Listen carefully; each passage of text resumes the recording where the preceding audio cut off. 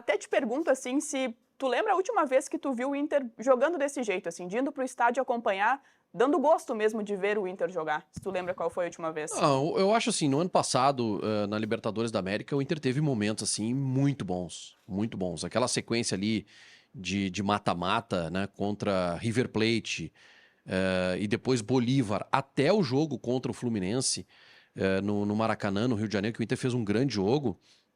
O Inter tinha uma mecânica, tinha um sistema de jogo e funcionava, né? É difícil de fazer, estabelecer um comparativo assim, né? Agora, em termos de comparativo com as outras invencibilidades, aí sim eu vejo esse momento do Inter muito, muito melhor. Com muito mais solidez. Eu vejo mais segurança nesse time do que eu via em 2022 no time do Mano Menezes, em 2023 no time do Cudê, pós-Libertadores da América, tá? Porque, enfim, o time de 2022 era um time que era muito mais reativo, não tinha tantas peças, e o time de 2023 não conseguiu o objetivo pós-Libertadores, pós-eliminação para o Fluminense, que era conquistar uma vaga na Libertadores da América. Por quê? Porque oscilou. Embora tenha terminado o campeonato com 4 vitórias consecutivas, nós perdemos jogos que não poderíamos, ou perdemos pontos que não poderíamos ter perdido, por falta de qualidade de atuação do time. Foi contra Curitiba e contra América Mineiro. Nós perdemos para o Curitiba. Hoje, o Inter enfrenta Cuiabá, o Inter enfrenta Fluminense, que está na ponta de baixo da tabela, o Inter enfrenta Criciúma e ganha os jogos. E ganha com certa facilidade, com autoridade, com segurança, melhor dizendo. Com segurança. Então, assim, é legal de ver o Inter jogar, o torcedor está gostando de ir no estádio para ver o Inter jogar, né? Esse time devolveu o prazer de assistir jogos do Internacional. Então, não é só número, Valera, não é só o 14 ali de vencibilidade. É muito mais do que isso e é muito mais também uma esperança que fica para a próxima temporada. Agora eu vou te apertar. Sobre a interativa. Sobre a interativa de hoje. O Inter vai perder ainda algum jogo neste restante do Campeonato Brasileiro? O que tu projeta, né? A gente tá falando de jogos contra Vasco, Bragantino, Flamengo, Botafogo e Fortaleza. São jogos difíceis, tá? Tirando o jogo contra o Bragantino, que tá numa fase terrível, o Inter vai jogar contra o Vasco no São Januário. É um jogo difícil. Depois tem Botafogo, tem Flamengo e tem Fortaleza lá. Olha, a sequência é bem difícil, bem complicada. Mas o que eu posso te dizer é o seguinte: o Inter vai entrar em campo, Valéria, com a certeza de que vai fazer um grande enfrentamento contra qualquer adversário, independente do local. Vai pegar o Botafogo aqui com possibilidade do Botafogo confirmar o título do Campeonato Brasileiro, mas vai jogar de igual para igual. Vai lá no Maracanã, no Rio de Janeiro, contra o campeão da Copa do Brasil e vai jogar de igual para igual. É isso que é importante. Vai perder? Vai. Uma hora o Inter vai perder. Mas a sequência de atuações vão fazer com que o torcedor acredite cada vez mais no time. O Inter teve, evidentemente, alguns episódios que ele não foi testado da maneira como poderia ter sido, né? O jogo contra o Atlético Mineiro fora, o jogo contra o São Paulo fora, e tem mais um jogo, né, Vaguinha? O Flamengo não foi titular no Beira-Rio. Não, mas o Flamengo no Beira-Rio, aí eu acho que sai um pouco... Não, mas sai um pouco essa ideia mas o Flamengo pegar um time forte concordo, mas eu digo, sai um pouco dessa ideia de ser testado efetivamente. O jogo contra o Atlético Mineiro fora de casa, eles jogando por algo importante, seria um teste pesado, o jogo contra essas equipes. Então, agora, claro que tem o jogo contra o Botafogo, pode ser o jogo definidor do título, né? Mas...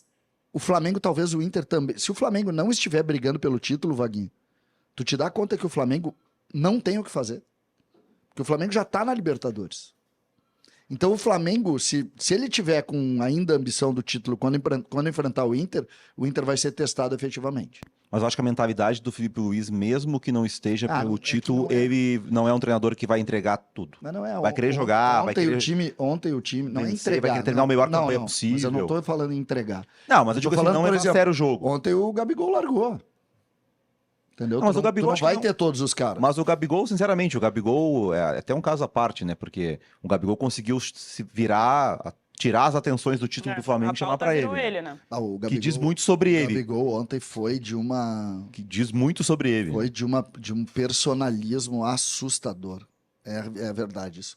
É impressionante, às vezes, algumas pessoas... Né? A vaidade, o futebol, ele tem, como ele tem muita visibilidade, ele tem uma tendência a chamar por essa característica, né? O narcisismo, os narcisistas estão muito dentro do futebol e esse personalismo está muito identificado, né? Muito identificado. Ontem, por exemplo, é exatamente isso. Ele se sente mais importante do que o contexto do Flamengo. Ontem ele se comparou ao Zico. Aí assim, ele Imagina, Vaguinha, tu que viveu o Zico. O Gabigol se comparou ao Zico. Ele tirou as atenções do em título, termos de gente. qualidade de jogador, não tem nenhuma comparação. Mas os números dele são espetaculares. Não, os números são espetaculares, ele ganhou um monte de coisa, só que ele... Não. O Zico tem... Não, ele esquece o jogador. Não, A idolatria. história do Zico Sim, com o sim. Flamengo. Não tem como. Mas os últimos 2 anos do Gabigol não foram bons.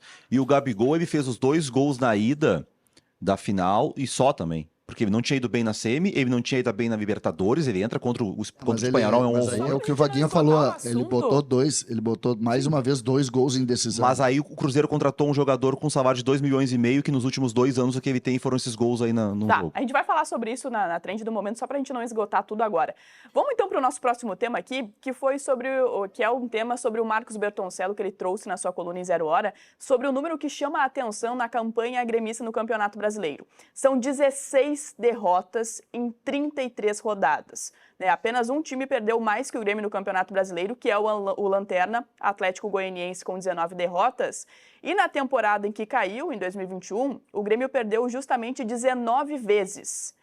Bom, e aí nós temos uma discussão que ela é bastante ampla, César, sobre de quem que é a culpa por tantos resultados negativos assim do Grêmio neste Campeonato Brasileiro da Série A.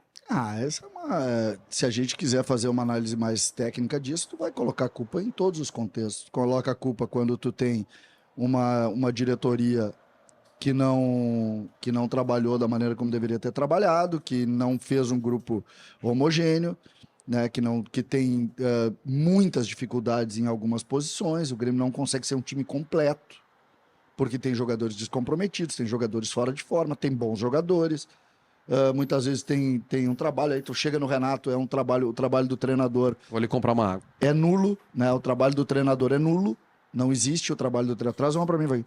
O trabalho do treinador é nulo, né? Não existe. Então, o Grêmio tem uma série de problemas, uma série de dificuldades.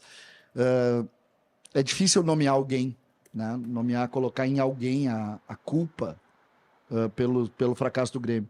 Eu coloco nesses contextos, né? Uma diretoria que não soube comandar, um treinador que está trabalhando muito mal já há alguns anos e um grupo de jogadores que alguns sequer comprometidos são.